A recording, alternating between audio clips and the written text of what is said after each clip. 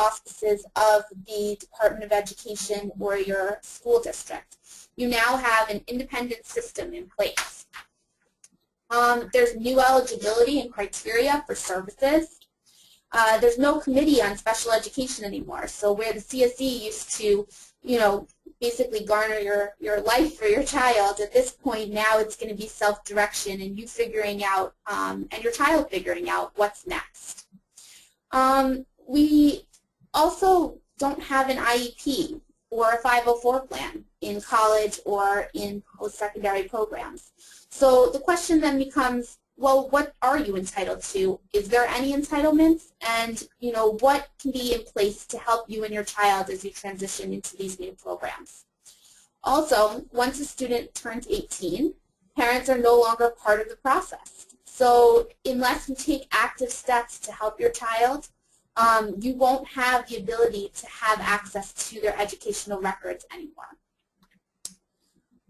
So a big question that we get from our clients is whether or not disability laws that are in place during high school extend to college or to a post-secondary program.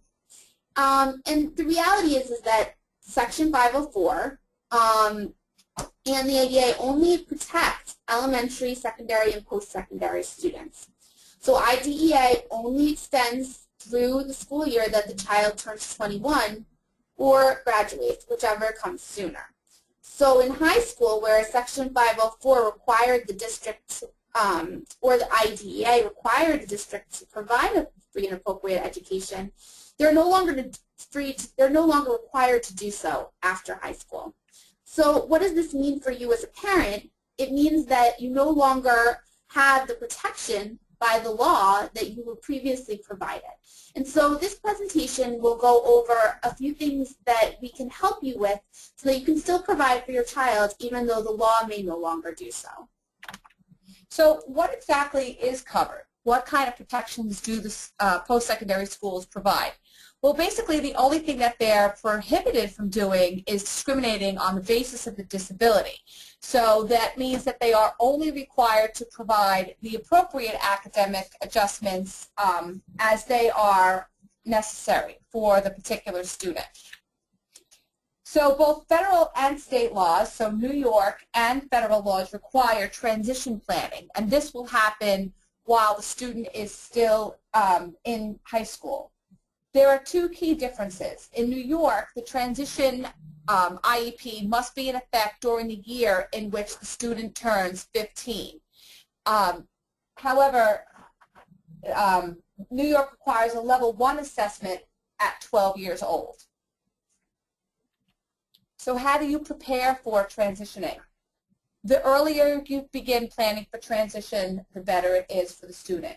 You need to make sure your child is able to take advantage of all the supports that are available to him or her in high school, including the mandated transition planning. And that's very important because it is mandated, and as I said, it should begin early. The level 1 assessment, as I said, should take place by 12 years old. So what is your child's high school district obligated to help you out with regarding transition? So if your child, under IDEA, if your child has an IEP, the IEP must meet their unique needs and prepare them for further education, employment, and independent living. 504 plans, though, are not required to include transition planning services. So if your child has an IEP under IDEA, they're required, but a 504 plan, it is not.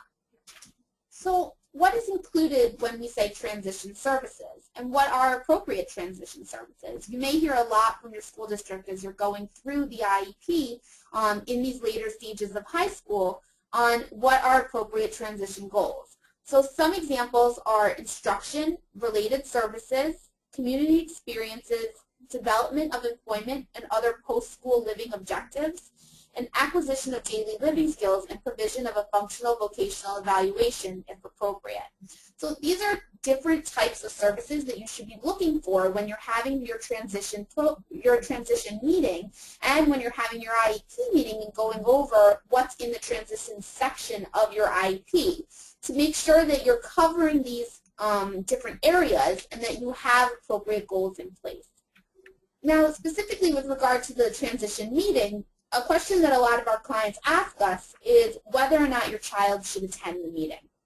This is a very personal choice, but we really recommend if your child understands what's going on and you feel that they'll benefit from going to the meeting, that they do attend the meeting, because we want to use self-direction and really have the child involved in making the decisions for their future, because it is their future.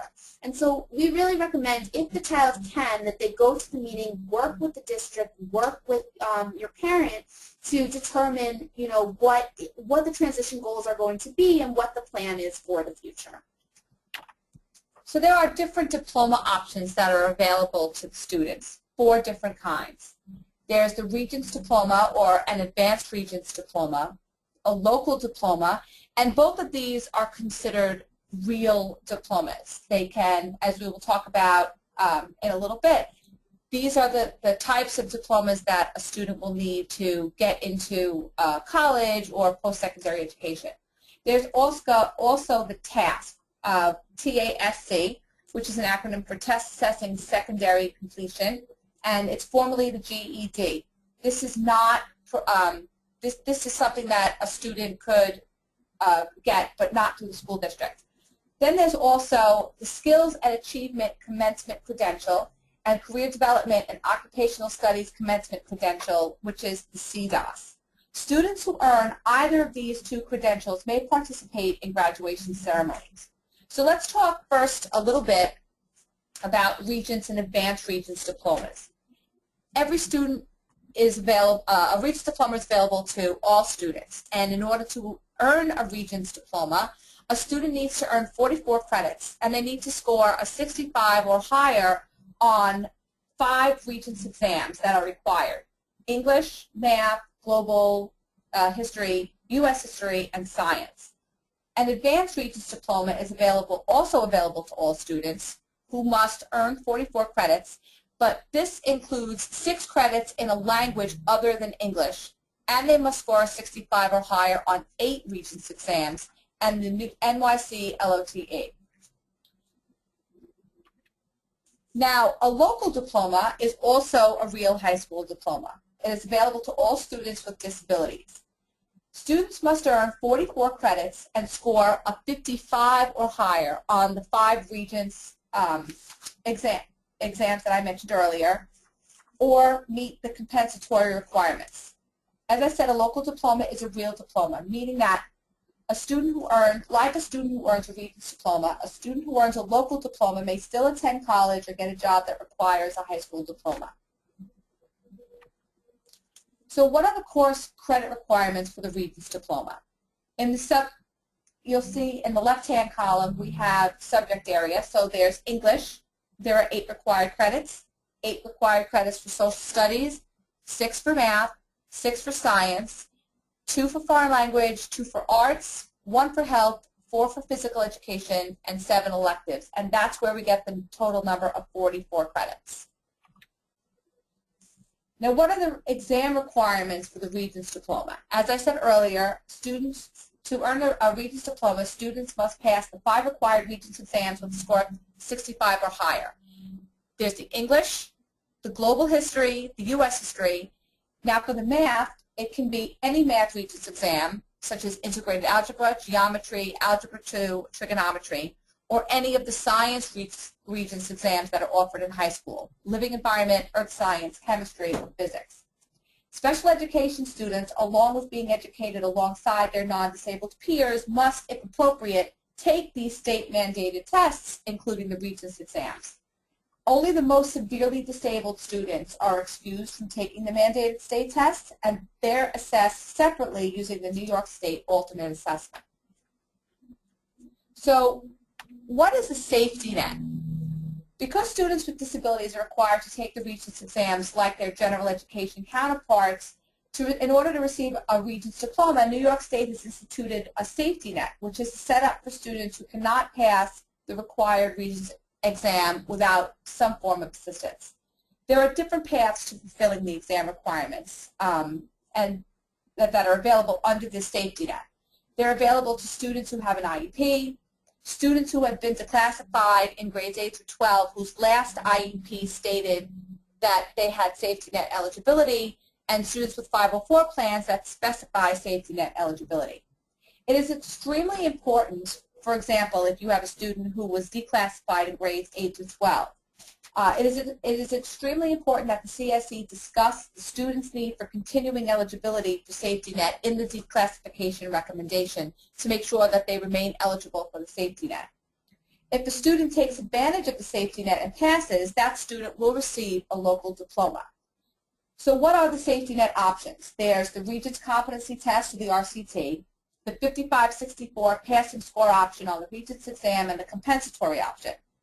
Now, as far as the RCT safety net goes, a student who fails one or more of the required Regents may meet the testing requirements for a local diploma by passing a corresponding RCT. However, this option is being phased out. So let's talk a little bit about the compensatory score option. Effective October 31st of 2012, students can graduate with up to 2 scores which are under 55, and that is between a score of 45 and 54, if they score 55 or higher on the English Regents and any one of the math Regents that are offered. The student can graduate with a score of 45 to 54 on the Global History, the U.S. History, or the Science Regents exams, provided that each score of the 45 to 54 is compensated by a score of 65 or higher on any of the 5 required exams. Also, the student must have passed the course that is associated with the Regents. So they must have a satisfactory attendance record in that school for the class that they received the 45 to 54 in.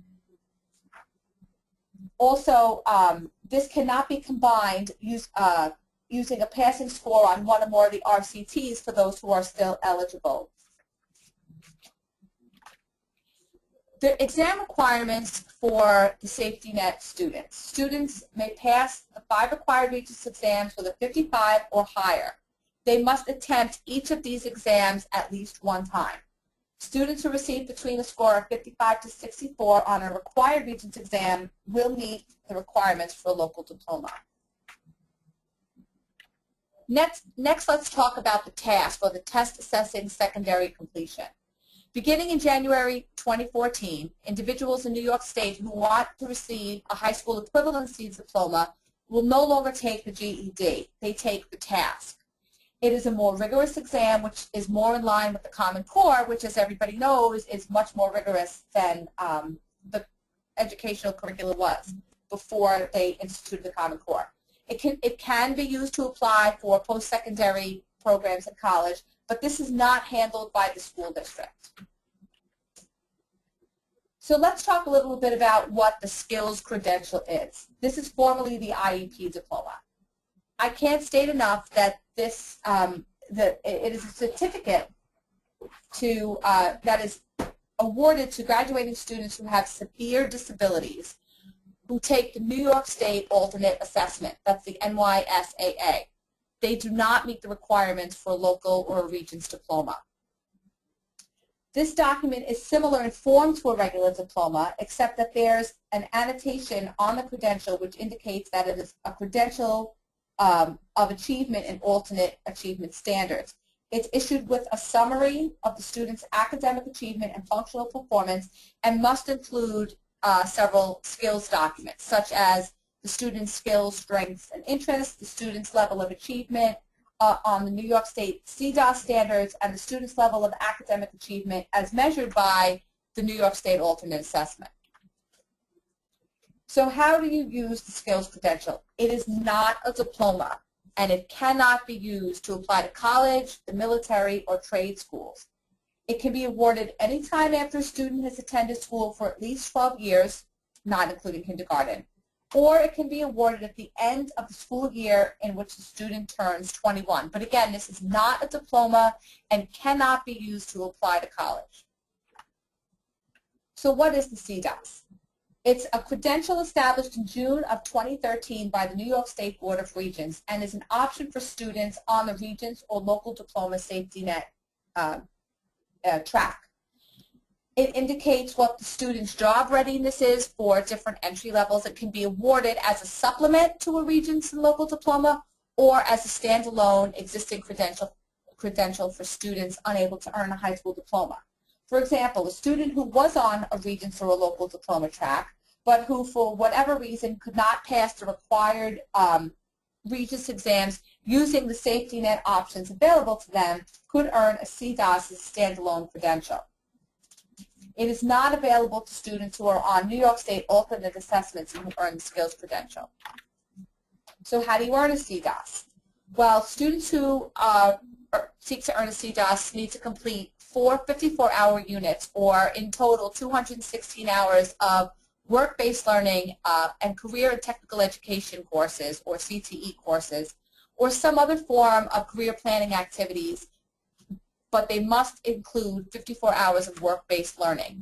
Students will complete and annually review their career plan, and the schools completes a work skills employability profile which details the student's mastery of the commencement level CDOS learning standards, technical knowledge, and work-related skills and academic achievements.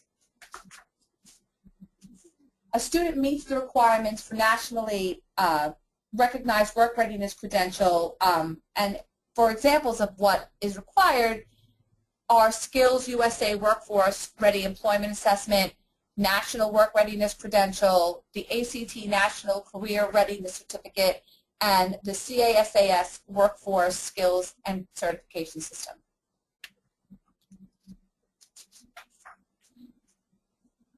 An employability profile should be completed by the designated school staff or other individuals knowledgeable about the student personally, what that student's employability skills are, what that student's expertise is, and identify the student's attainment of each of the commencement level CDOS standards. Students who anticipate the CDOS commencement credential should have at least one employability profile completed within 1 year prior to the school exit. And as I said, a copy of the employability profile is maintained in the student's permanent record. A parent should definitely request a copy of the employability profiles prior to graduation. So what is a student's career plan? A career plan documents the history of achievement that the students build from elementary through high school to earn the CDOS credential. A student completes a career plan that includes documentation of the following: the self-identified career interests. Each student should, while they're in school, identify what type of career interests them so that it can go on their career plan, what their career-related strengths are, what their weaknesses are, what their career-related needs are. A student should develop career goals. What goals would they like to achieve in their career? And career and technical coursework and work-based learning experiences that the student plans to engage in to achieve these goals. So how do you use the CDOS? Again, the CDOS commencement credential is not a diploma, and it cannot be used to apply to college, the military, or trade schools. That is a point which I can't emphasize enough. You can find more information about the Skills and Achievement Commencement and the CDOS at these two websites, the New York State Education Department Skills and Achievement Commencement Credential and the Career and Development and Occupational Studies Commencement Credential. And also, for more information regarding these two credentials and steps to take after for those of you who have students who are not going to be attending college, you can stay tuned for our next webinar that's coming up next month that will also talk about children who will not be attending college and different vocational choices. So talking just a little bit about good transition IEPs. What are we looking for when we have transition goals in the IEP, and what should they contain? You want to look for what we call a very good present level of performance, which is a plot. It should have a statement of the student's levels of performance in the areas of academic, social, physical development, and management. And we should also be discussing how disability affects involvement in general curriculum and as well as age-appropriate activities. And we should be looking at post-school activities, during school activities, and all of the course of study that the child has taken. In order to prepare for your transition meeting, there should be 3 levels of assessments that are occurring within your district. The district should complete a level 1 assessment, level 2 assessment, and level 3 assessment. The level 1 assessment is done by parents, teachers, and the student, and is a completed questionnaire, and it helps develop the student's long-term career goals and explore interest areas of the student. The level 2 assessment, and again in New York, the level 1 assessment should be completed by age 12. The level 2 assessment provides feedback to students' skills and aptitudes compared to peers, and can pinpoint where further skills can be developed, as well as the areas that a student is progressing well in. Level 3 assessments are assessments for students who don't perform well on tests or thrive in testing environments. These are situational assessment, where the student tries out different areas of work in different settings and tries with the proper supports in place in order to achieve. Level 3 assessments allow for a student to get hands-on experience in the field, and if this is done during high school, either through an internship or through some type of vocational training program, it helps to determine what program after high school is appropriate. So we talked a little bit before about who attends the transition meeting, and like we talked about before, whether or not it's appropriate for the student to attend. But the other people that should be present are the student's parents or guardian, teacher, and this should be either the special education teacher and the general education teacher, if there is a special education teacher, and school administrators, related service providers such as speech therapists, behavioral consultants, and representatives of outside agencies that may help with post-transition goals, and any other individual that can help support the student. Again, these are who you want to try to get to come to the meeting. So even if the district is not saying that these people have to attend, if you can get them to attend, it's only helpful to your student. Looking at post-secondary goals, which would be included in the IEP, there are 4 areas that we like to focus on: post-school training, education, employment, and independent living skills where appropriate. We also like to think of person-centered planning. This is where you're choosing to think and focus on the strengths, abilities, and aspirations of the person with the disability rather than making decisions for them. And this is extremely important. You want your student to be making decisions for themselves. And you're giving them the proper supports and help to be able to make decisions, but they need to be involved in the process. Because if they're not on board and they're not doing what they want to do, then no one is going to be successful. We also want to look at the course of study that the child is participating in. Courses should be relevant to a student's goals. They should be able to access the general curriculum if possible, and access state and district-wide assessments if possible. There should be a plan for graduation, and there should be a course of study that's not simply a recording of classes already taken, but it's a long-range educational plan so that you can have a focus on, if the child's moving on to college, what areas of study are they going to focus on, and so that you can take classes now that will build a foundation for those classes in the future. So this webinar specifically focuses on children that will be attending college. So what are some appropriate goals for the college-bound student? Some examples that are necessary for children to be successful would be goals in further education, goals regarding time management, understanding, developing advocacy skills to obtain services, organization and study skills, which Samantha is going to talk a bit more about later, and skills that work to improve basic academic skills, interviewing skills, organizing and maintaining possessions, and personal hygiene. Because these are all issues that will come up when you get to the college level. The other thing is there should be a proper exit plan. So before the termination of a student's eligibility from graduating high school, the district has to provide a summary of the student's academic achievement and functional performance, and also recommendations on how to assist the student in meeting their post-secondary goals. No exit plan should be developed unless goals have been met. If you disagree with the transition goals or the exit plan, make sure that you're talking to the district. Try to reach an acceptable agreement with the district, and if not, you always have a right to go to mediation or an impartial hearing. Make sure that you're filing for your impartial hearing timely. Now, in regards to applying for college, Samantha's going to touch on this more later, We'll just say that the ADA requires that institutions on all levels, public and private, provide equal access to their programs, services, and facilities to students, employees, and members of the public, regardless of disability. So there's specific requirements that colleges need to follow. However, this is not the same as under IDEA. So these are not requirements that are stringent, and the college is not required to provide a free and appropriate education to your child.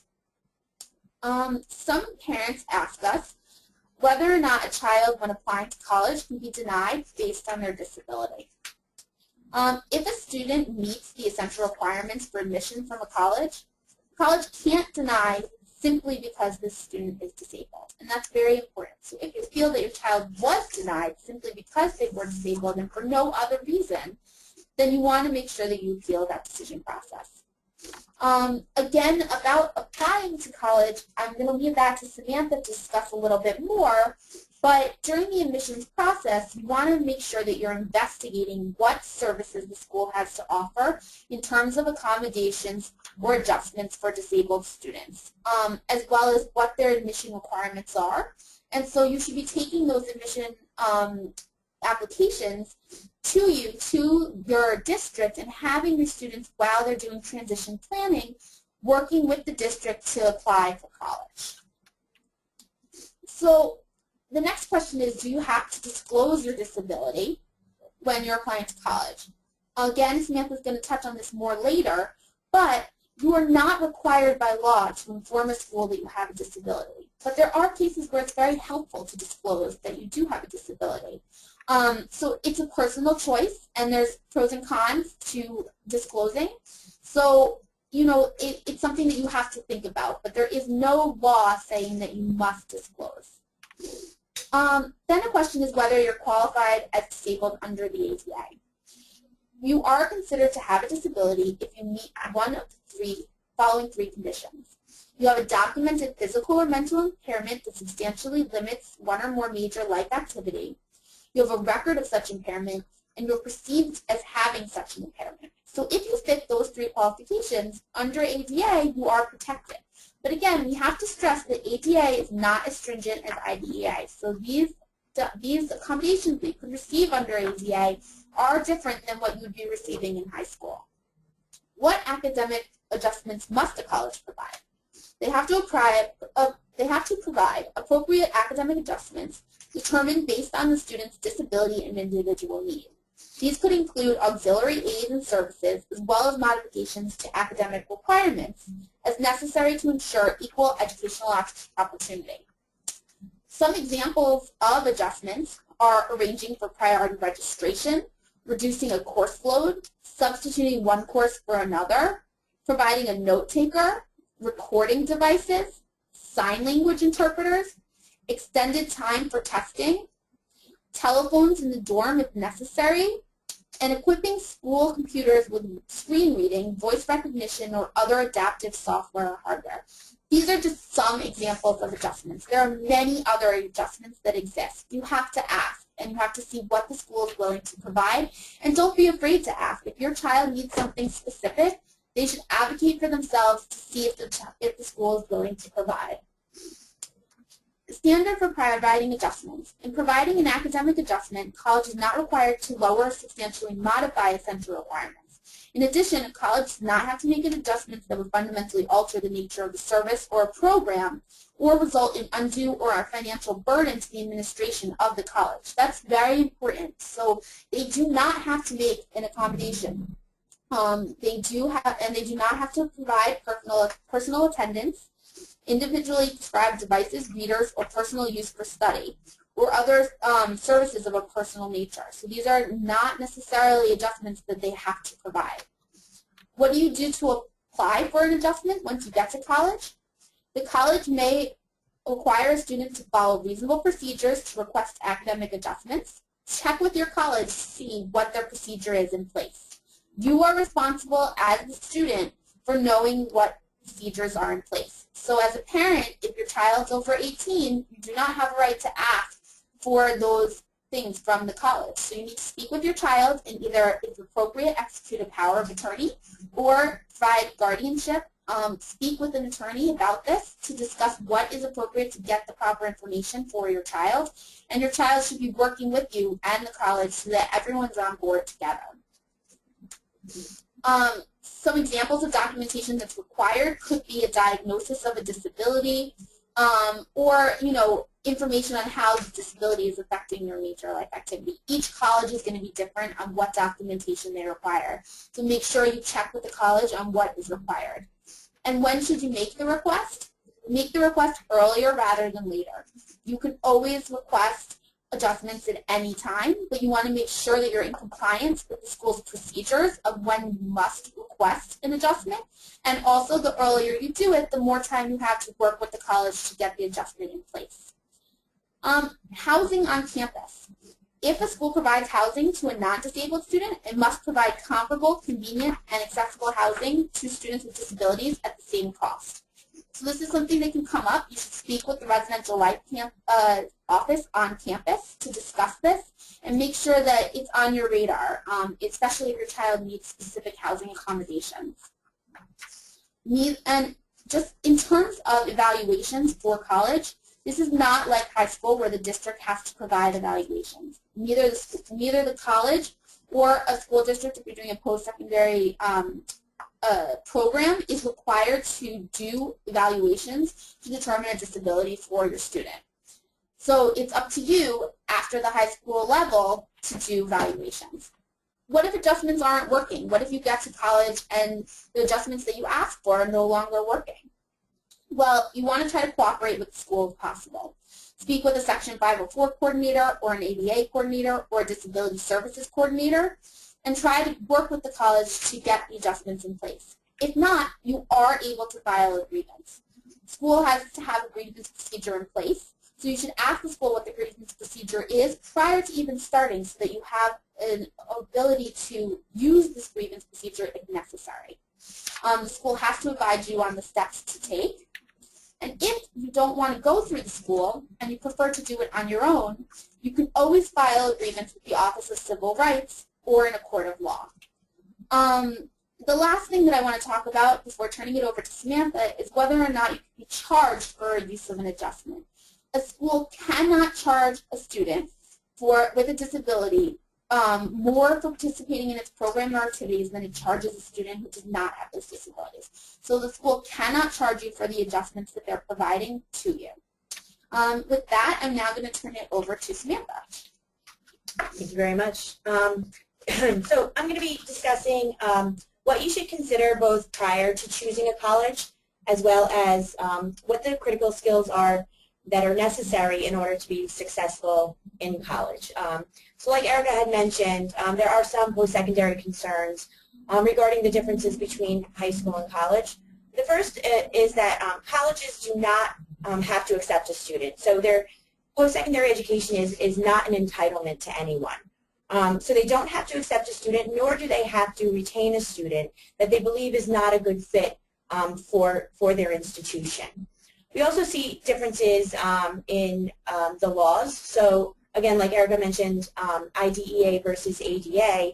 IDEA requires schools to provide accommodations and services, but in college we follow ADA. And ADA requires a school to make accommodations accessible, and it's the responsibility of the students to seek out those accommodations and utilize those accommodations and services as appropriate and as necessary.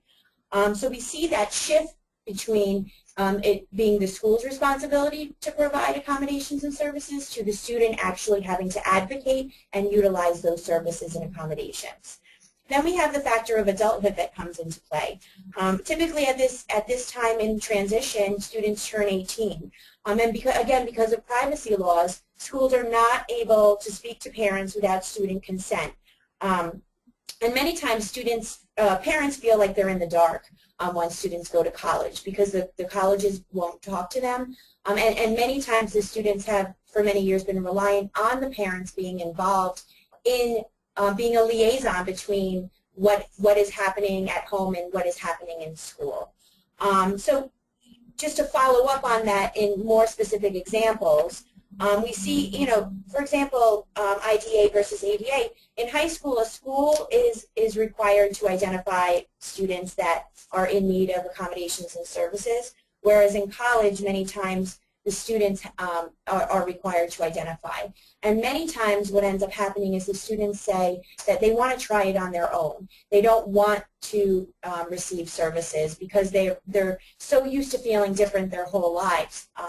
But one of the things that we try to point out is that it's better to have that safety net. It's better to have those accommodations put in place rather than to go into college without a safety net and without accommodations that might be necessary and then not have access to them. So it's really important for the students to understand that it is there to help them. They don't necessarily need to use them, but they have to be put in place just in case when they do get to college they realize they are going to need them.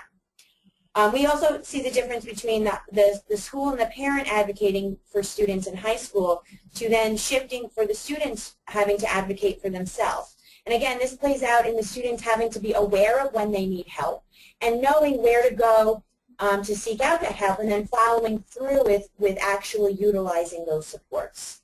In high school, there's much more class time. Time is structured all day for the students, whereas in college there's a lot less class time and much more work, independent work outside of class. So many times students need to know in advance how to structure that extra time and what they should be doing during that extra time. And in high school, we have teachers working, checking work many times daily and giving students immediate feedback, whereas in college that they don't necessarily use that same system, and students' work is not typically checked daily unless immediate feedback is given. And sometimes a student, all they have for the entire semester is a midterm and final, and their whole grade is dependent on those two things. So students have to be aware of these differences, and they also need to know strategies to use in order to make sure that they're doing their work, they're doing it on time, and they're advocating for help when they hit a bump in the road. So the next thing I want to talk about are some pre-decision factors to consider. So when you're going through the application process with students, you know, one of the things that comes across many times, a question that people have many times are, should a student disclose their disability to a potential college? And really, you know, it's not necessary. And you're not like Erica said, you're not required to disclose if you're not comfortable doing so. But there are some instances that you may find it helpful to disclose. One would be if it demonstrates perseverance, persistence, or the student's ability to overcome some kind of an obstacle. Many times colleges want to know about that. That's a characteristic of students that shows resiliency and shows that they have the potential for being successful in college. So in that instance, you may want to disclose. The other important consideration is if it outlines, disclosing outlines that there was an issue and specifically describes an academic issue that is somewhere present in the student's application, whether it be through a transcript or some kind of other issue that they've had in school previously. Disclosing will help to outline what the issue was exactly, why it was an issue, and how the student has developed and demonstrated systems and supports to overcome the issue.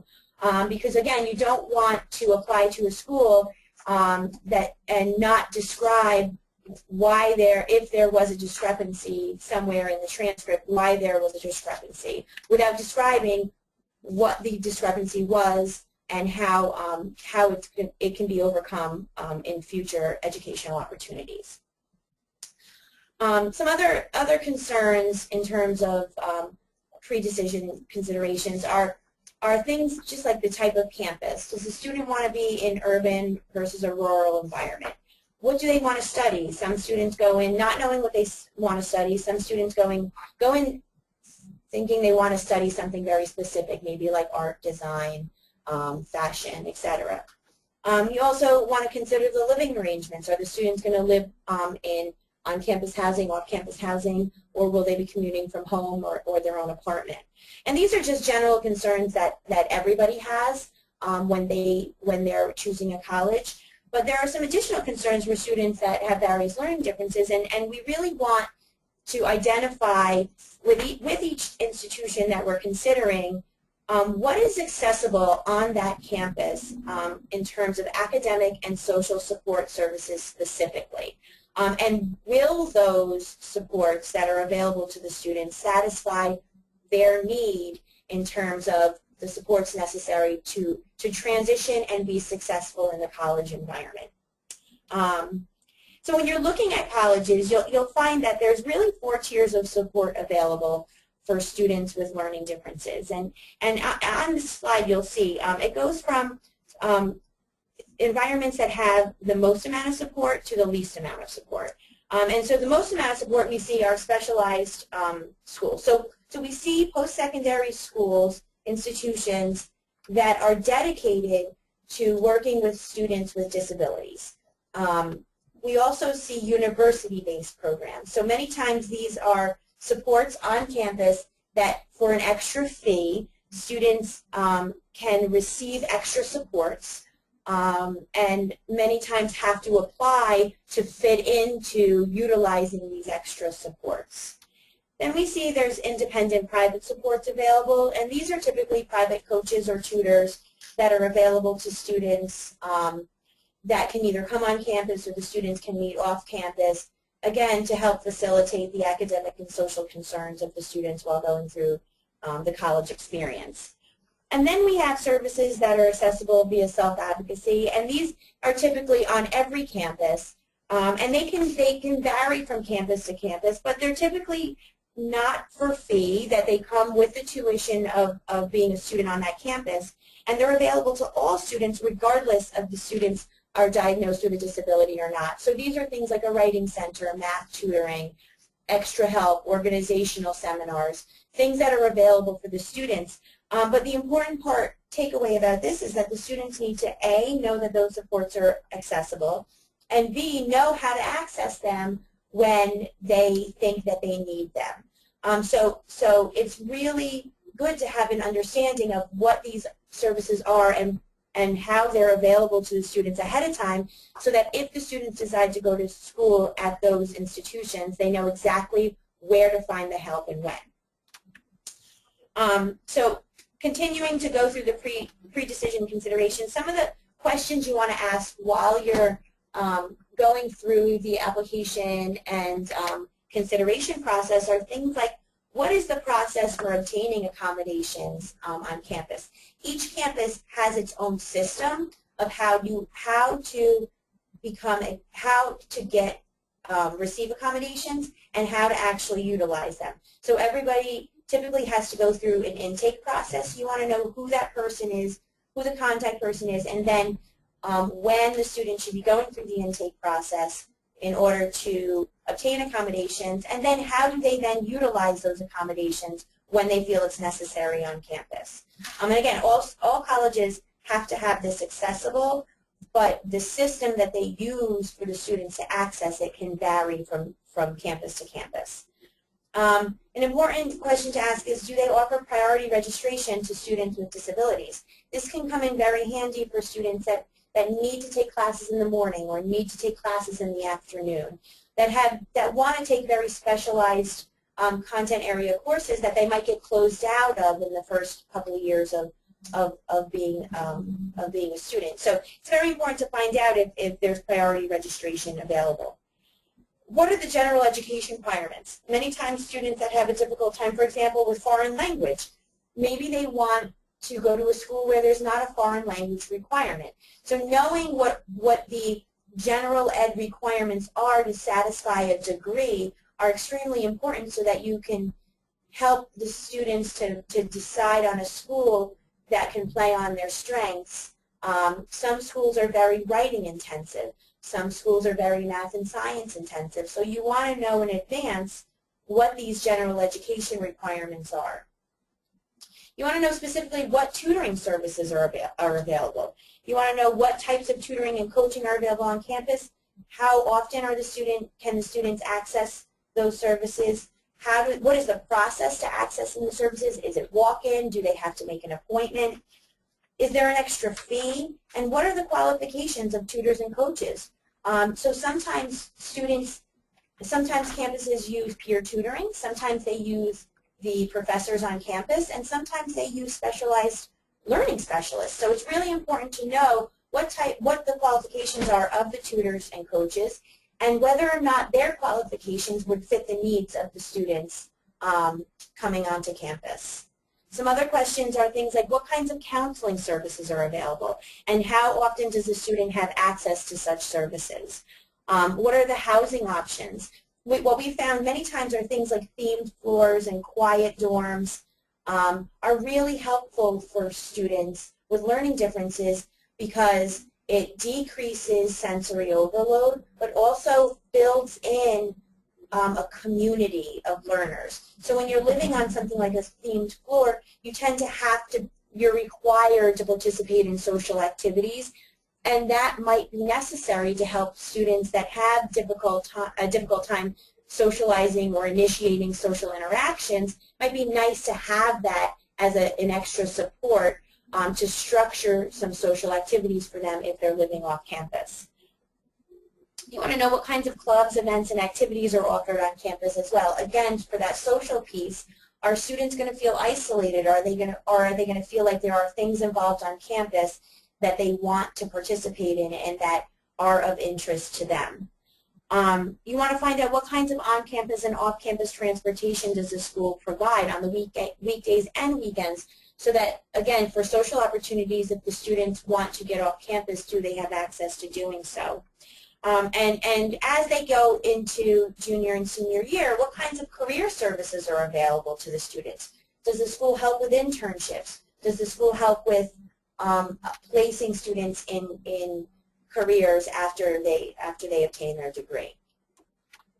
So what I'd like to touch on now as well is, we've considered some of these pre-decision questions, but now let's look at some of the critical skills that are necessary when you go away to college. And we see in the shift from adolescence to young adulthood, we see an increase in the ability to use executive functioning skills. So many times people hear that word executive functioning and they're not sure what that means. And basically executive functioning is a set of processes that are there to help somebody regulate, control, and manage their other cognitive processes. And it includes things like inhibition. Inhibition is the ability to stop and think before you react on something. It includes things like being able to plan and organize.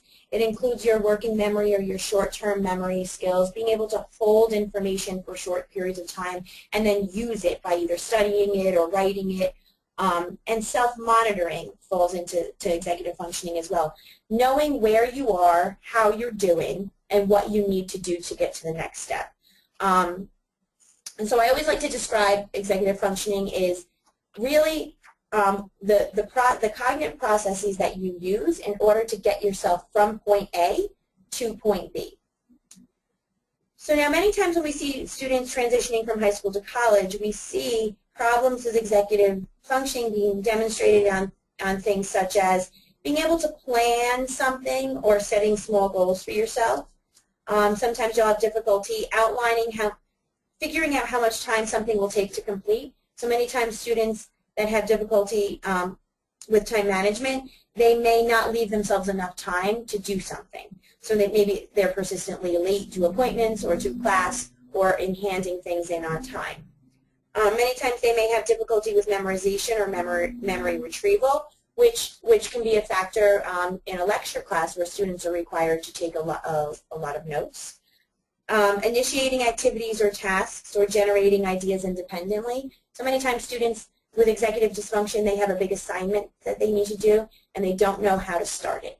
And many times anxiety will take over and they will freeze and not be able to get that work done. And have a very difficult time getting themselves over that initiating and beginning of the task. Sometimes they have a difficult time sorting, organizing, and prioritizing information, juggling multiple details at one time. And this goes with taking 4 or 5 classes at once. You're going to have to juggle the course requirements for all of the classes that you're taking all at the same time, as well as negotiating social situations appropriately.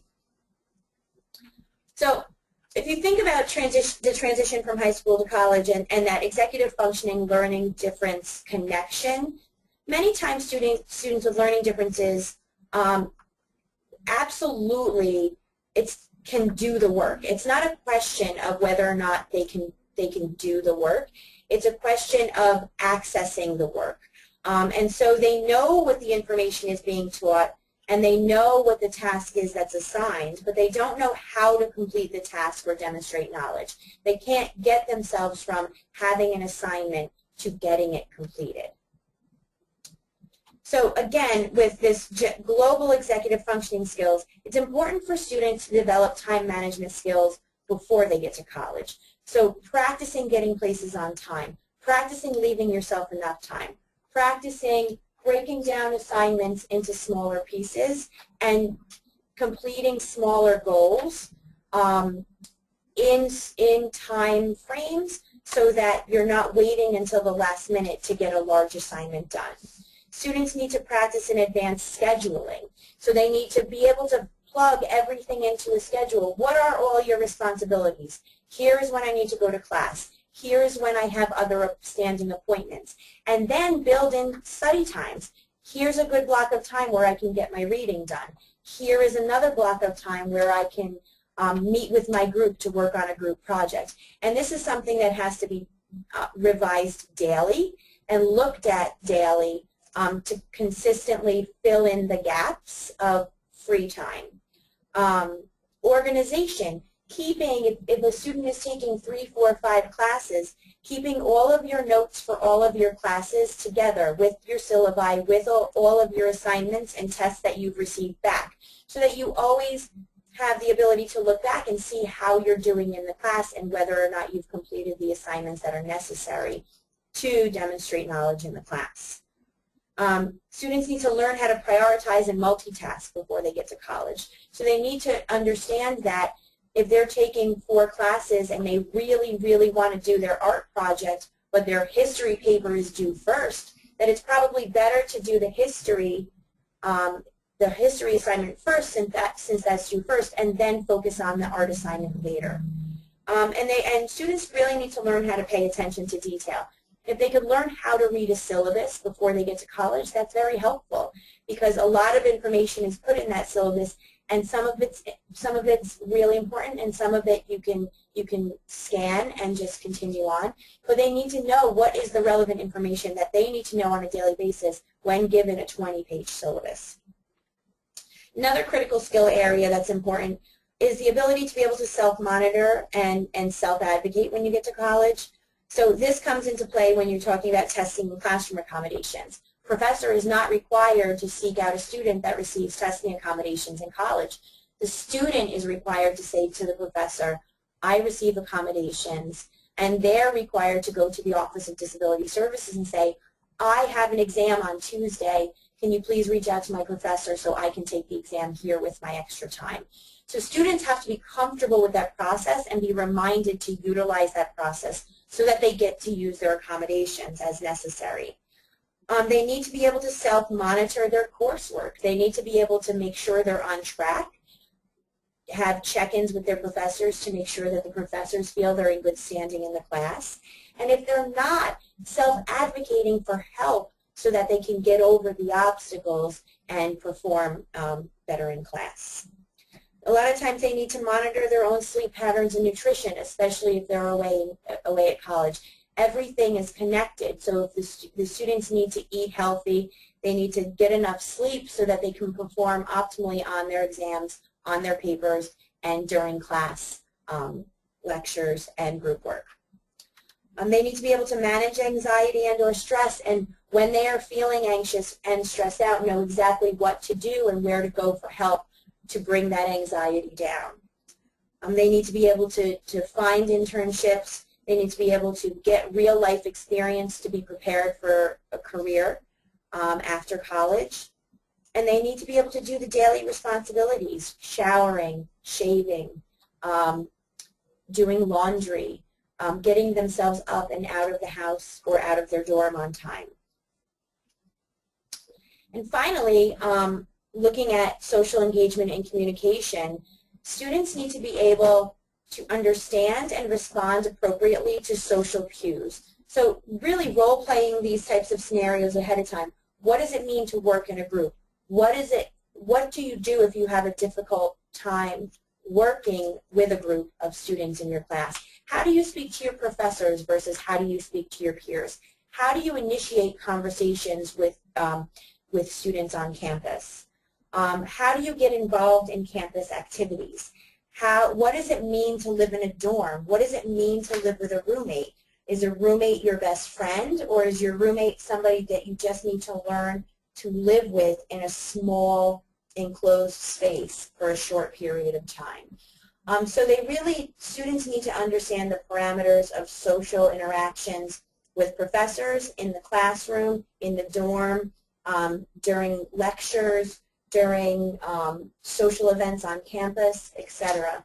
And so that is wonderful. Well, we want to thank Samantha Feinman from New Frontiers in Learning for joining Littman Krooks for this webinar. Our contact information is listed on the slide if you need to reach us. And please stay tuned for our next webinar that's coming up, part 2 of this, which will deal with students who are not attending college. And we look forward to having you join us then. Thank you.